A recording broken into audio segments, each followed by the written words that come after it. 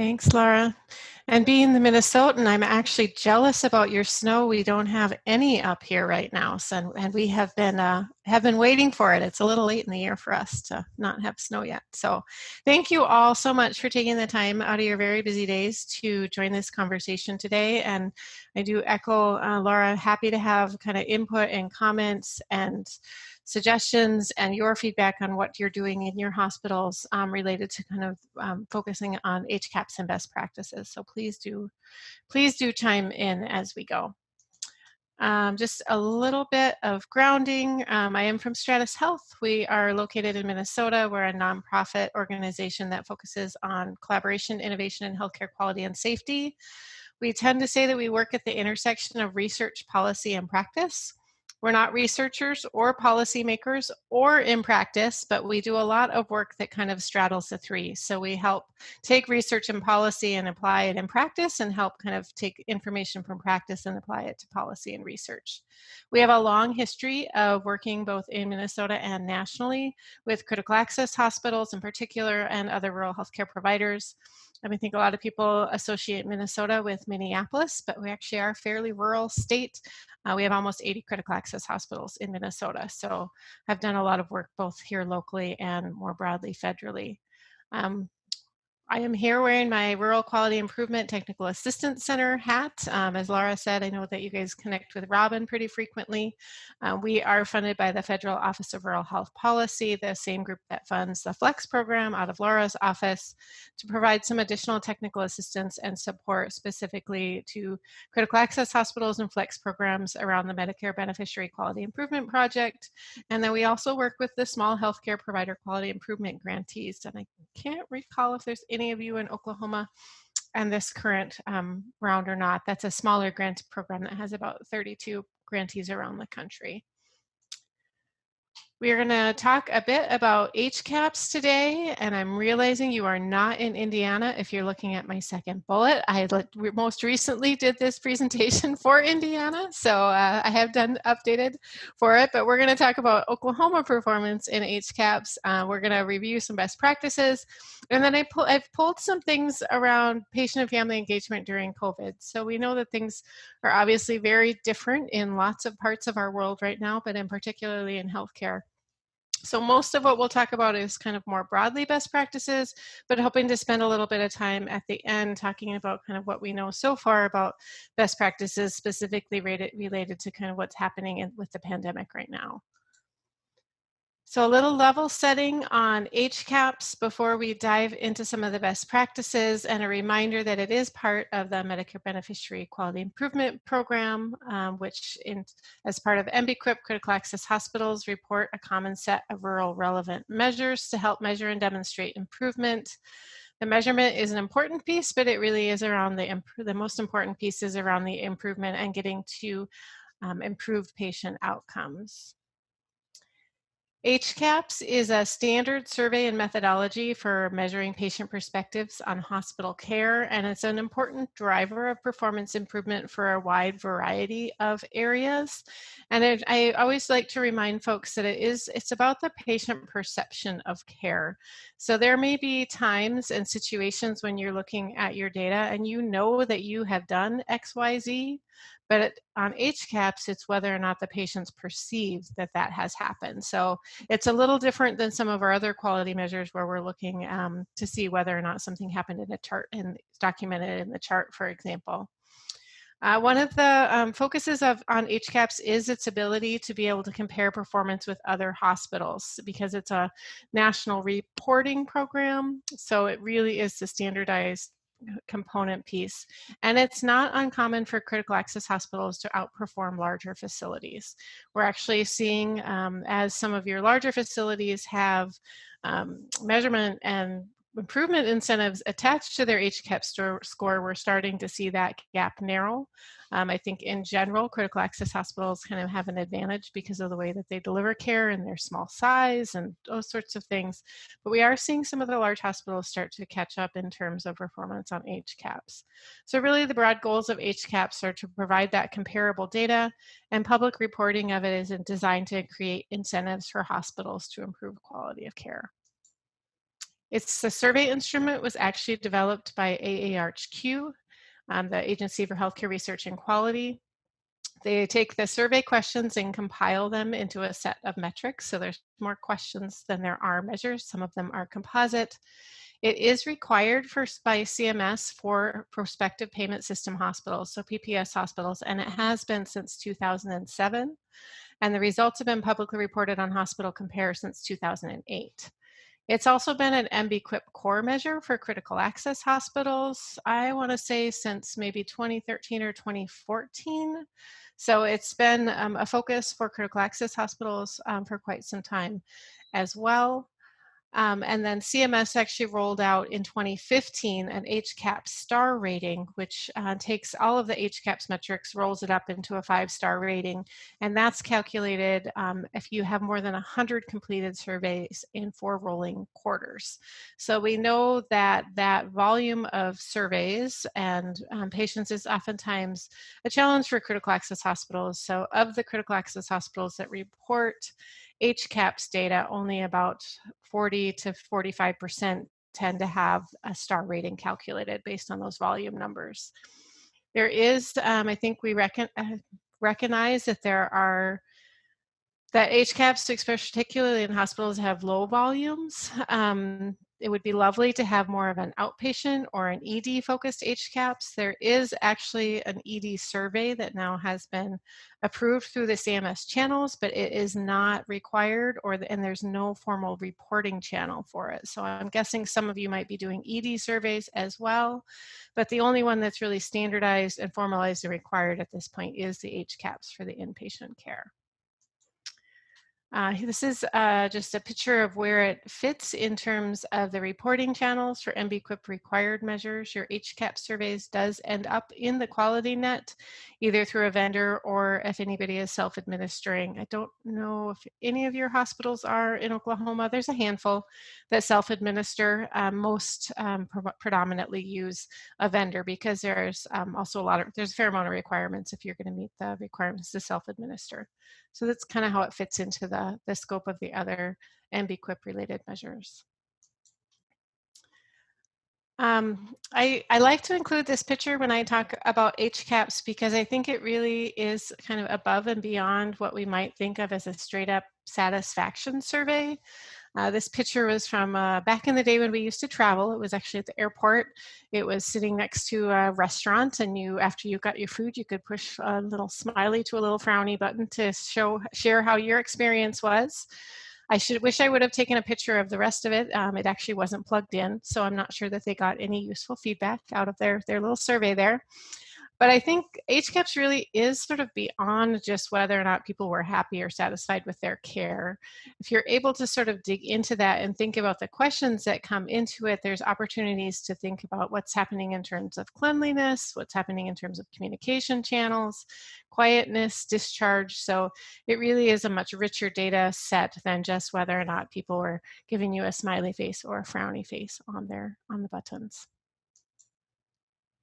There's also a growing body of evidence that shows strong correlations between high perception of patient experience. So essentially, if you do well on HCAHPS, it is tended to be correlated with good health outcomes, adherence to recommended medication and treatment, preventative care, more appropriate healthcare resource use, and all sorts of quality and safety of care metrics. So I would also say then that although you are drawing direct causation between those two, that an organization that has a culture and a focus on solid patient experience tends to be a type of organization that does well in other areas as well. So I think it kind of fits together in that way.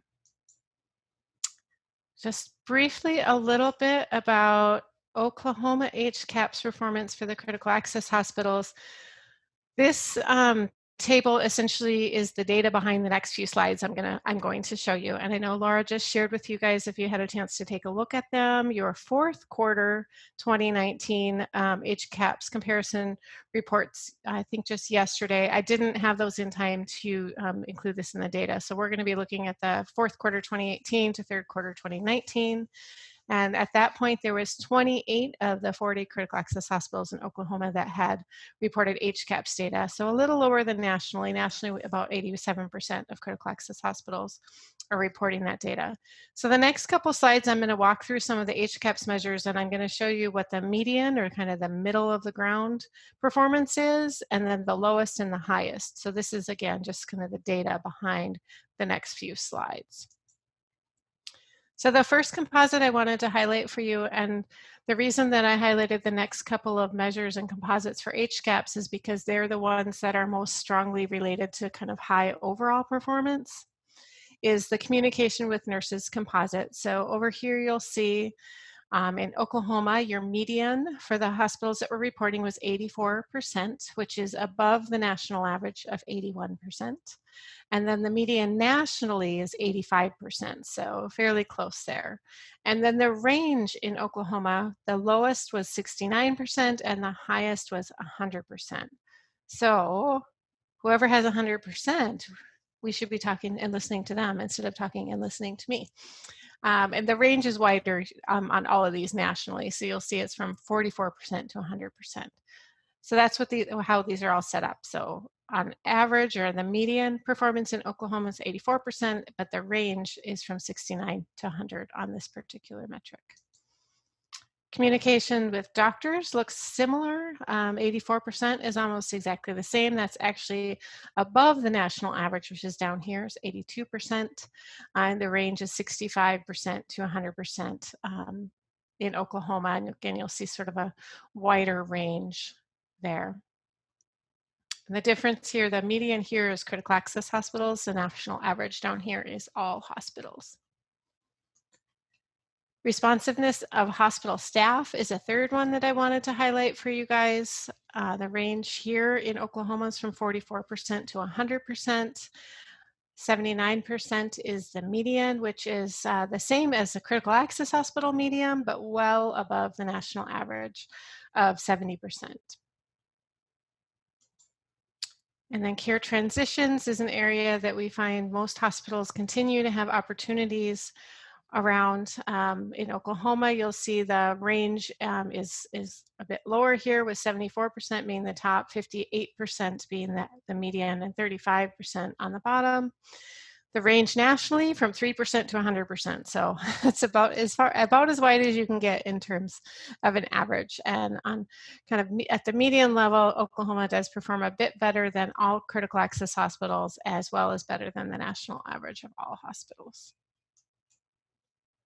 And the last I wanted to show you from Oklahoma was around the overall rating. So again, you'll see Oklahoma performance is at about 74% is the median, compared to 78% of critical access hospitals nationally.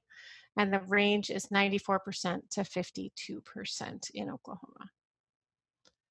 Any questions on that data, or anything you're seeing differently in some of your data reports, if anybody's had a chance to look at them?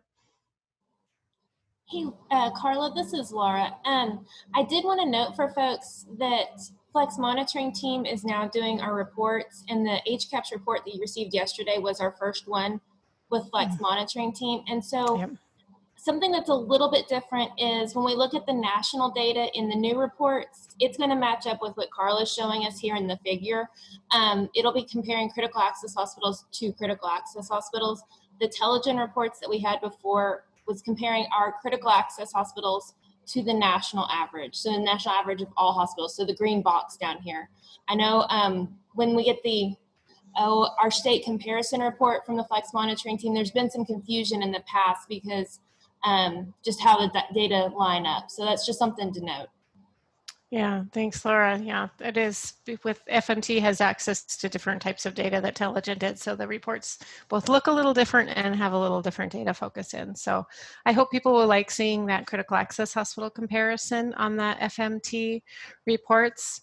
I always think, especially with HCAHPS, it's not a bad idea to keep in mind kind of the overall performance, because it is something that we need to look at, but it's nice that we're able to get closer to the critical access hospital comparison now.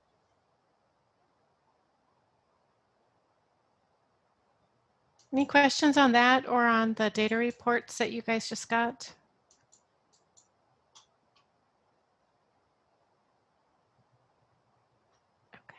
And there is, we know that the data is old, and it's as soon as we get it, we're able to pass it on to you guys. At this point, I think, Laura, I don't know if you've already told the group, we're not sure whether or not we're going to be able to get comparison reports from first and second quarter of 2020, just based on the way that CMS is processing the data. So we'll get that to you if we're able to, but it's unclear whether or not that's going to be available.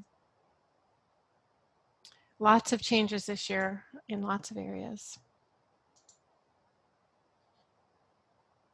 So let's jump into a little bit around kind of strategies for high performance. So that's really what we're here kind of to dive into.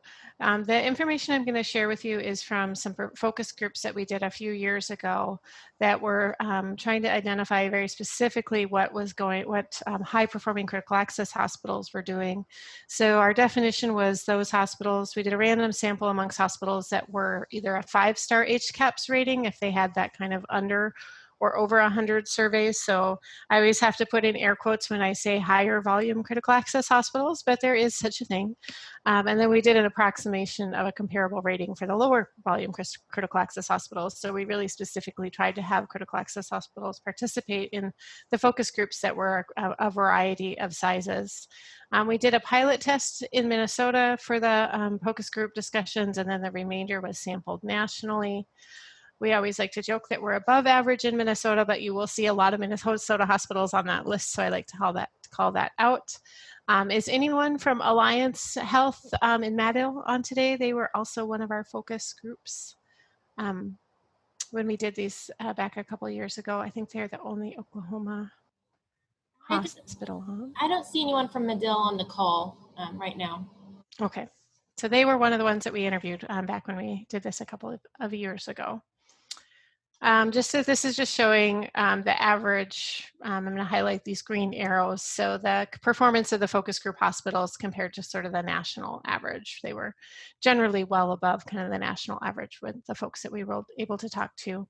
Carla, sorry, this is Laura. I completely overlooked someone. We do have someone from Medill on the call. Oh, I see Jeffrey there. So I'm not sure, Jeffrey, if you were there back when we did the focus group interviews, but either you or somebody else from your organization was part of that feedback that helped us gather this information. So thank you. The first thing that we talked about with focus groups that I think always comes up with HCAHPS is around response rates. Because it is a challenge. The average response rate is actually something like less than 30%. We did have a response rate that was a bit higher for the study hospitals, but a reminder that HCAHPS can be implemented in 4 different modes. And I think Laura has a survey on this to see how you guys or how your vendors are implementing your surveys. So Laura, do you want to pop that up? Yeah. Okay, can everyone see it?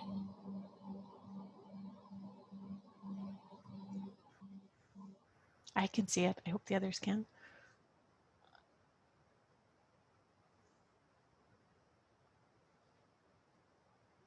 So there are 4 official modes that is allowed for the HCAHPS survey. You can do mail followed by telephone, mail only, telephone only, or an interactive voiced response. And it looks like the majority of you are doing telephone or sort of maybe a mix of telephone and paper. One person did select other. Would they mind sharing what the mode was?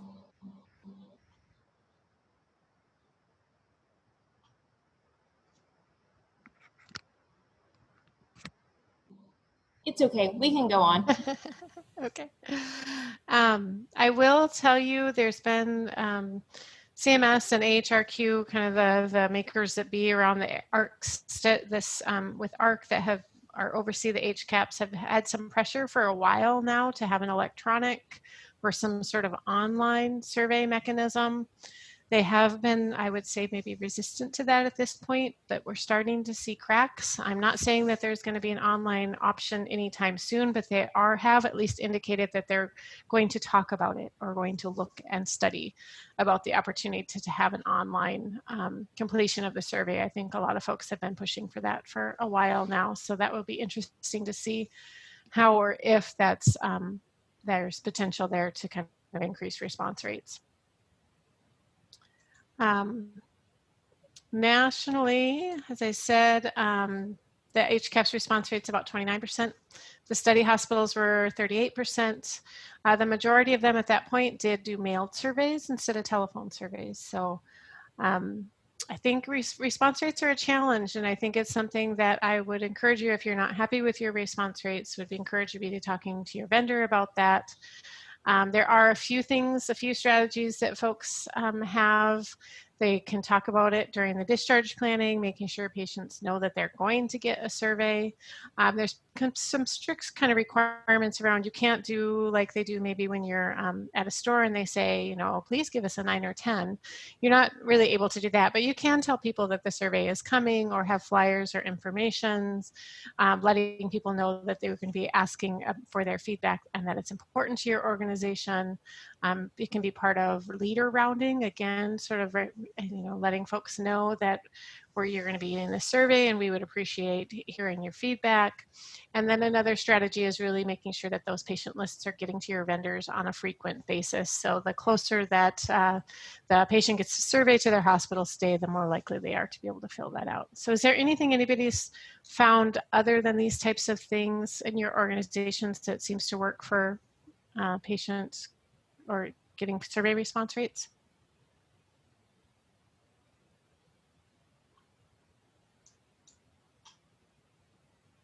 Okay. So before we dive into improvement strategies, we have another survey. We're wondering how many of you are doing some focus on HCAHPS, at least over the past year or so. We know that we know the last several months have looked quite different. So have you implemented any QI programs in the last year directly related to improving your HCAHPS scores?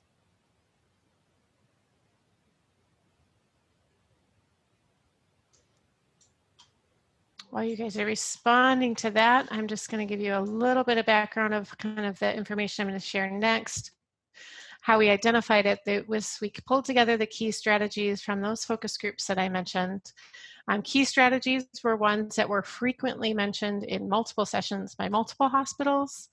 And then we also recognize that there's some what we call additional strategies. So those were strategies that were identified more sporadically, but that critical access hospitals did call out as impacting their success. So it's not particularly scientific, but key strategies are things we heard about a lot, and additional strategies were things that we heard about some. And so, Laura, do you have the results for the survey? Yes, I'm going to go ahead and end the poll and share the results. I think it might have been worth asking, did you have a plan and then COVID disrupted your plan? Yeah, that's very likely.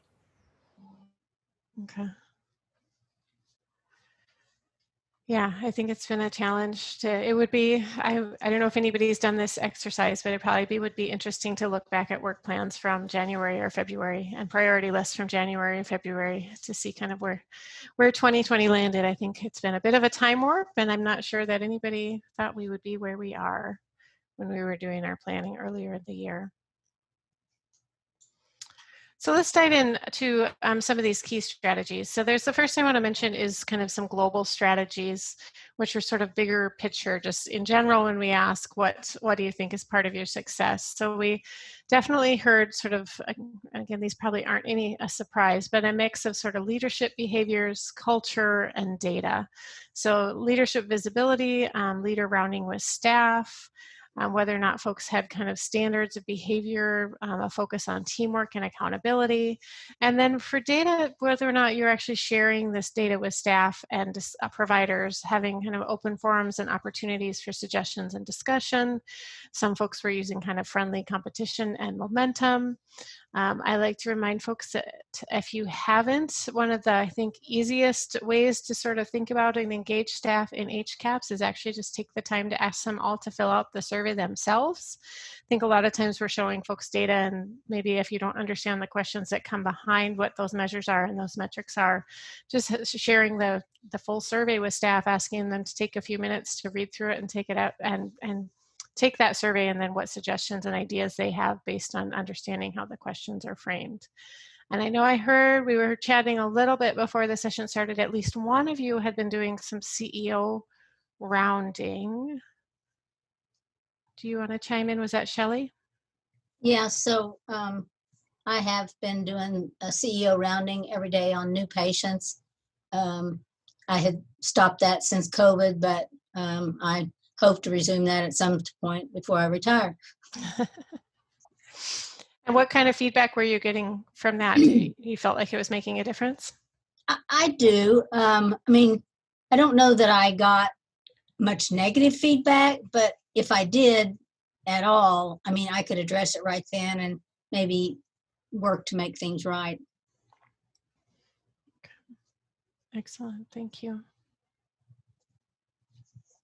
Any questions for Shelley on how they've been implementing that?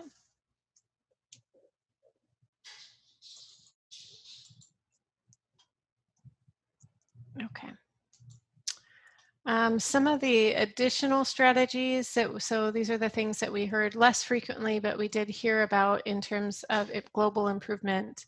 A focus on staff engagement, which I think sort of fits in with some of the culture and leadership components. There were some hospitals that had staff evaluations or pay performance attached to HCAHPS scores.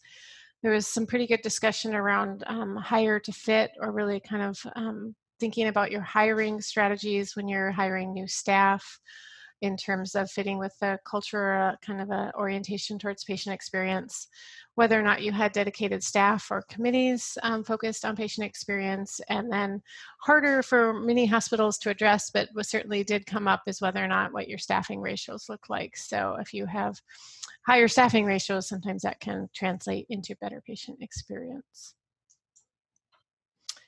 We're going to walk through the rest of these strategies fairly quickly because I want to have some time to talk about the COVID-related pieces, but wanted to give you kind of a high-level whirlwind of what some of the other strategies were. You'll see some repetitiveness as we go through this. There certainly are things that are utilized across multiple areas. Nursing communication is one of the key areas that is highly correlated with high overall performance. We found the key strategies were around using whiteboards, not just having them hanging in the room. They actually had to be used kind of faithfully as a communication tool, and found that, you know, when the nurses and the staff were kind of had input into the development and the process and the use of them, they tended to be more successful. Bedside shift report is another one that was common, whether or not you had kind of a template or a checklist, how you kind of tapped into some of your natural leaders to help lead and support that. There was also daily huddles were identified as a key strategy in multiple hospitals, with it being multidisciplinary, having the leaders involved. There was sort of a mix of how folks implemented that, but folks did find that to be a useful strategy.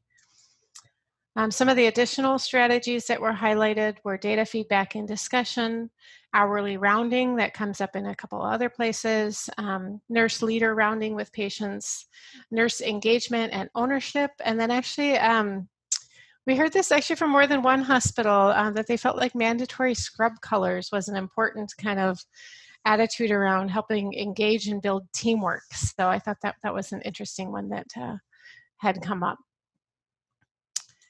Physicians' communication strategies looked fairly similar to some of the nurse strategies. There were some slight variations. There was a little bit more focus on sort of data feedback and highlighting friendly competition, particularly if you had enough surveys and kind of structured in such a way that you could look at it by provider. Some hospitals made sure that their nurses accompanied their physicians on rounds and sort of kind of were part of that process and that discussion. There is actually some pretty hard study literature that it is more effective for providers to sit down during patient visits. Again, all this was kind of pulled pre-COVID. Having notepads and pens at the bedside so family members or patients can be kind of jotting down questions and make sure that they have their information together when they're talking to the physicians. And then finally having either an engaged physician leader, as folks really found that to be helpful if you had somebody who was really the champion for it among your physician staff. And then some also commented that they felt like since they had shifted to more of a hospitalist-based program where you had more access to the physician on a regular basis, that also made a difference in their HCAHPS scores. So lots to that outside of HCAHPS, but that was an observation that we heard from a handful of hospitals. Responsiveness of hospital staff is another key area that's affiliated with overall success on HCAHPS. This is where the hourly rounding really came in. It doesn't always have to be an RN. Some places alternated it between RNs and CNAs, depending on your staffing, focusing in on the 4 Ps, so pain, potty, positioning, and possessioning. And possessions, and they also found that the hourly rounding could reduce kind of call light usage, which kind of makes for a little different workflow for folks. A no pass zone was another strategy that several hospitals used, which is essentially that everyone answers call lights, and then reminding that non-clinical support can be provided by anyone. So perhaps somebody needs their water filled or something else that they don't need the RN for. If somebody is kind of walking past the room and there is a light on, the no pass zone means that really anybody is supposed to answer the call light and then get the nurse or the other clinical support as needed. Some folks actually mentioned that they felt like this decreased traffic in their patient care areas because folks who didn't want to answer call lights, some of your administrative staff or the like, would then kind of go around, which might have an advantage for your quietness later on. But I think this was one that we heard quite a bit about in terms of the responsiveness. There's some technological pieces as well. So call light systems, two-way speakers, and nurse communication devices were also mentioned here, as well as some additional strategies. We would hear things about escorting patients, family members, and visitors to their destinations. So I've noted this a lot in some of our local grocery stores. If I ask where something is, they walk me there instead of say, oh, I think it might be over in aisle 12. It can be the same way in some of your hospitals, so find that as a strategy. There's some powerful scripting or messaging that can be useful as well. For example, before anyone leaves the room, if you comment, can I get you anything before I go? Or other types of kind of common statements or framing that helps patients recognize that people are there to assist them. Some folks felt like nursing using CNAs or patient technicians was very important to their responsiveness. And then also just patient-centeredness and customer service staff education kind of across the board was also a strategy. Communication about medicines is another of the composites. For those that had access to pharmacists, regularly access to pharmacists, they felt like pharmacist visits while folks were in the hospital were really helpful. There was a variety of what triggered that and what the process looked like, but that was called out as a key strategy. Patient education, thinking about how easy it is to read, how often it happens, using teach-back strategies, as well as EHR reminders and hard stops to ensure those things are happening. And then also, again, some of the scripting or keywords. So making sure as nurses or others are doing that education about the medications, that you're kind of clarifying that that's what you're doing. So some strategies there around how kind of plain language and scripting. Cleanliness of the hospital environment.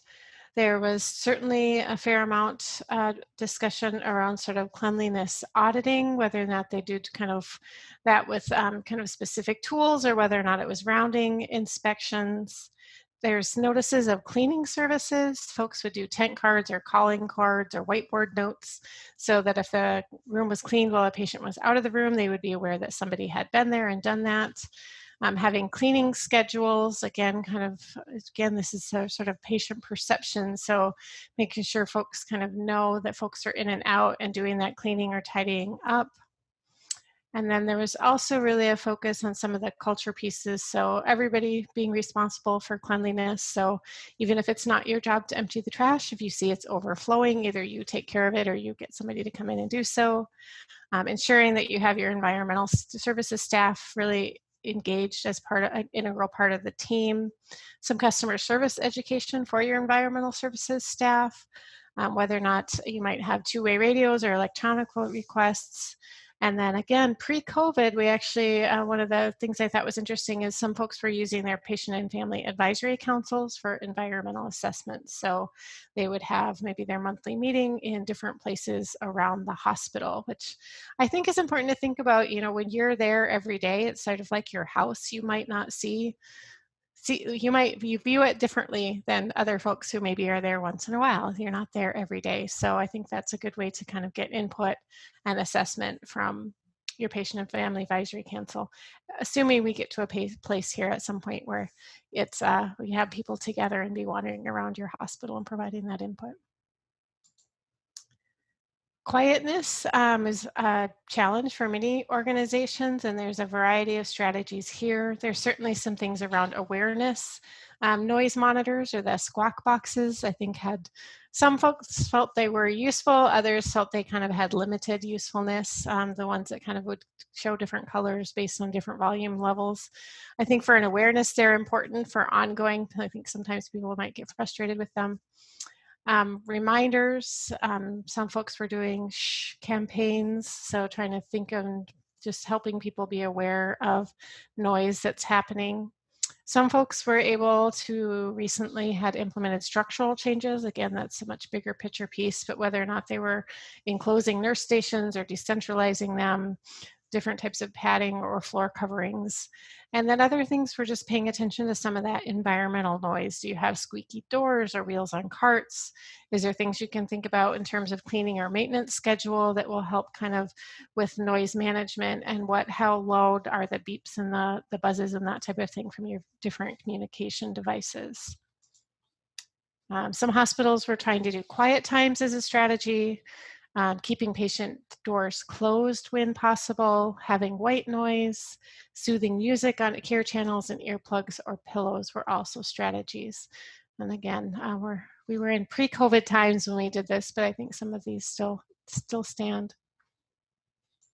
A couple more we're going to talk about quickly. I do want to highlight the HCAHPS survey, the quality measures. There's one around discharge information and one around care transitions, and they're closely linked but a little bit different.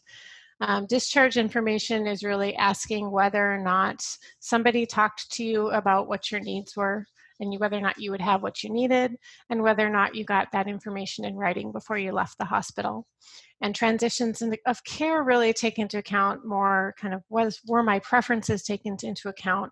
Did I understand that information? Did I understand what my purposes were around my medications? So this is the one I like to highlight, that I'm pretty sure that 99.9% of the people that leave your hospitals get information in writing and in terms of their discharge plan. But in general, only 89% of people who respond to HCAHPS surveys respond that they got written information. So a reminder that this really, HCAHPS is measuring patient perception.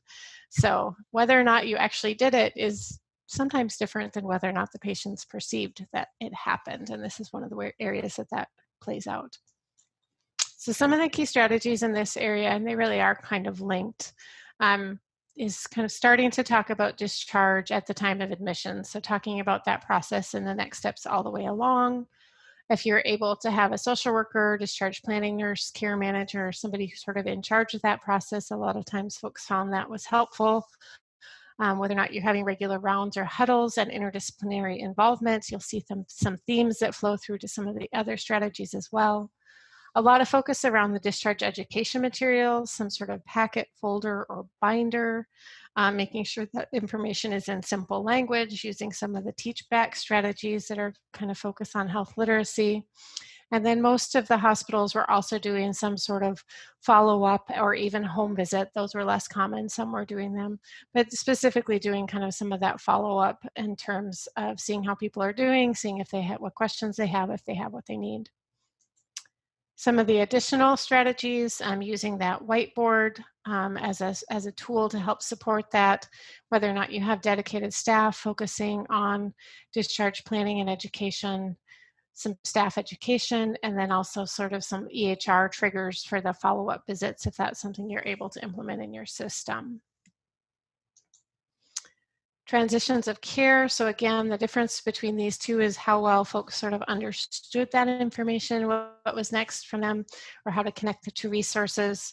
A lot of folks are participating or working on different collaborations within the community to connect to resources, whether or not there's readmissions committees working both internally or across sort of settings of care.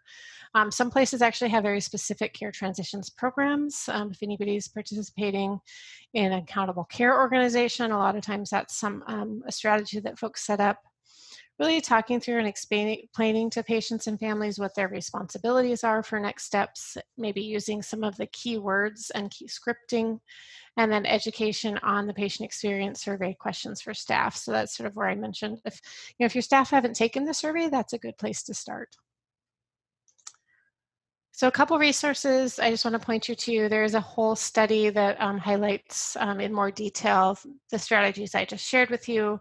There's also a quality improvement toolkit we have available, and then we have HCAHPS Online is sort of your repository for all things HCAHPS. So I'm going to pause there before we jump into some of the COVID kind of alterations or discussions and see if folks have strategies they want to raise that I either talked about or didn't that they think have been particularly valuable in terms of patient experience, or any questions about those strategies.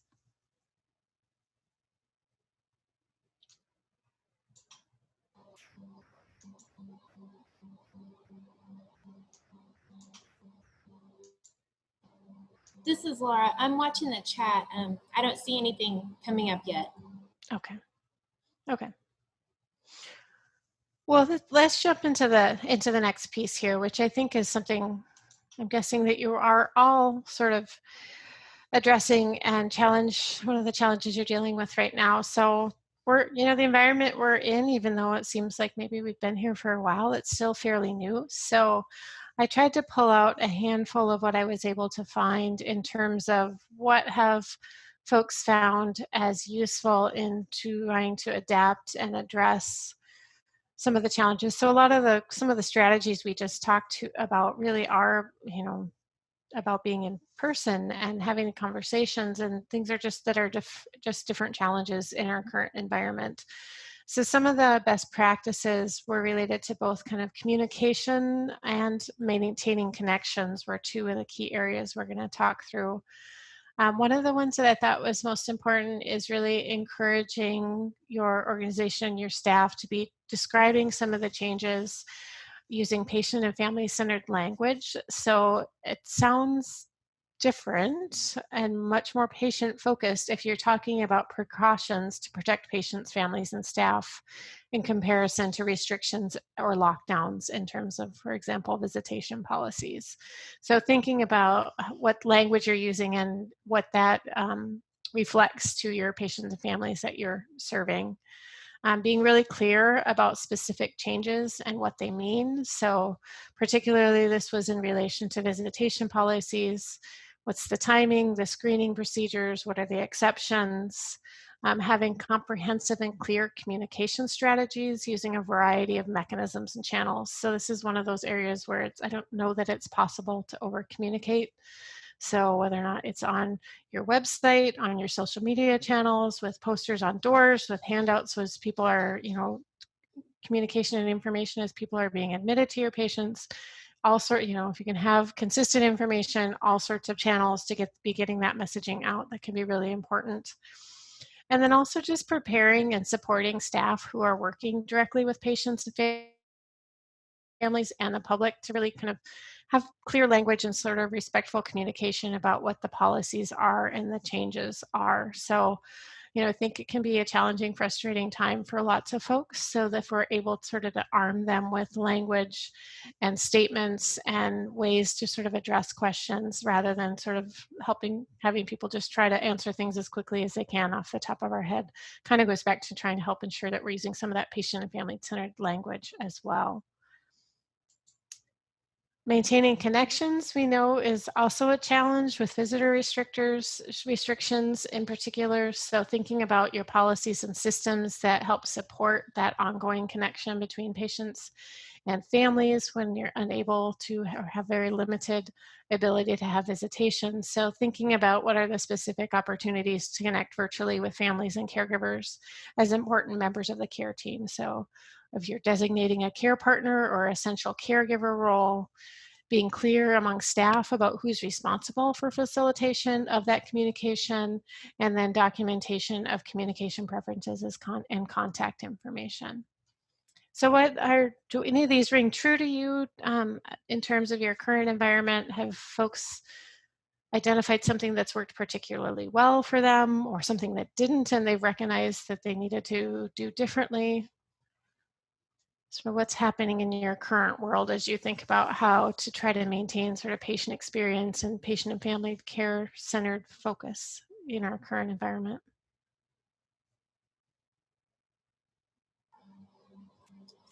Everyone can feel free to unmute yourself, or if you want to type in the chat, I can watch that.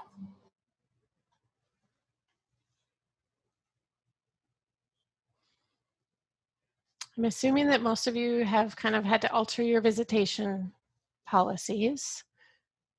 So have you found anything, or do you have any strategies that have been working well in terms of helping keep families connected or caregivers connected?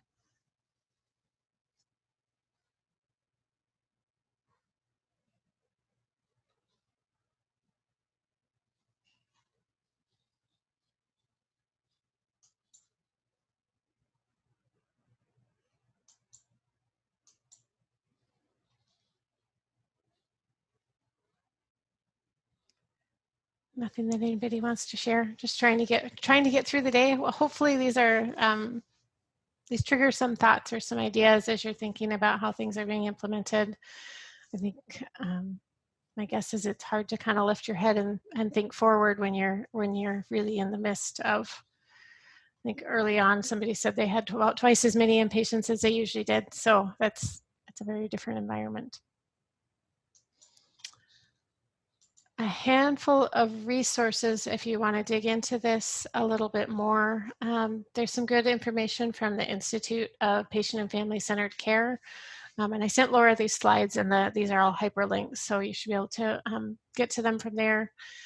They have a FAQ around patient and family centered care and COVID-19. And then actually there was a really interesting article about an earlier epidemic. I want to say it was H1N1. And just making sure that we're learning from lessons of the past that I thought folks might find interesting. One of the things that we've done in Minnesota, and you may have something similar happening in Oklahoma, but they've done a lot of work to outline kind of what it means to have an in-person care partner. So designating a specific role and identifying a specific family member or caregiver that is kind of working with someone who's inpatient during the time and sort of outlining some of the roles and challenges and structure around that. So that's been a focus of our Alliance for Patient Safety to try to help have that be a key part of care in kind of our current world. There's some nice resources on person-centered care from the Plaintree International that focuses on COVID-19. Same with the Barrel Institute has resources as well. And then I think such a key component of all of this is how do we help support you all and then the mental health and well-being of our current workforce. So it's hard to be patient and family focused and provide good patient experience when you're strapped and stressed and under a lot of pressure. So how do we best provide support for our workforce in order to make sure that they're able to provide good, high quality patient experience and care? Are there other resources that anybody's tapped into that they have found to be particularly helpful or useful as they think about this in our current environment?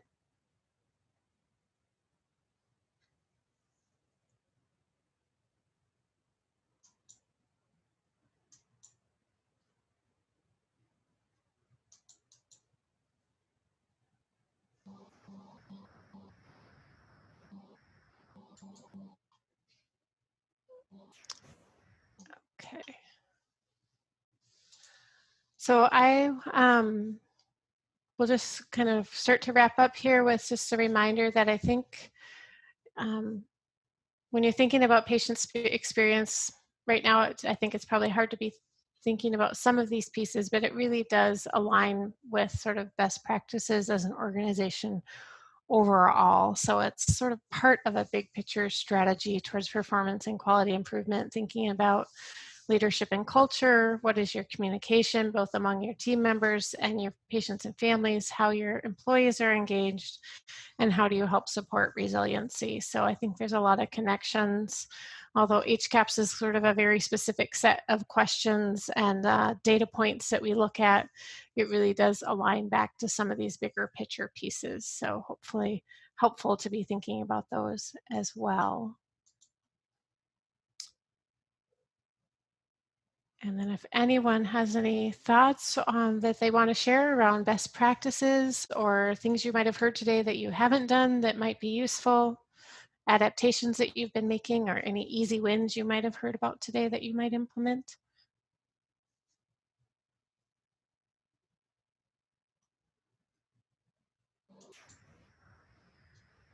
This is Laura. I was just curious how many of our hospitals on the call are using technology to keep families in touch with their patients, like setting up Zoom meetings or using iPads. This is Shelley, and we've used that with some of our patients. We have some long-term care patients in the facility, and so this is really hard on them when their spouse is outside and they're not able to visit, and so we have used iPads to help set up communication. Thanks, Shelley.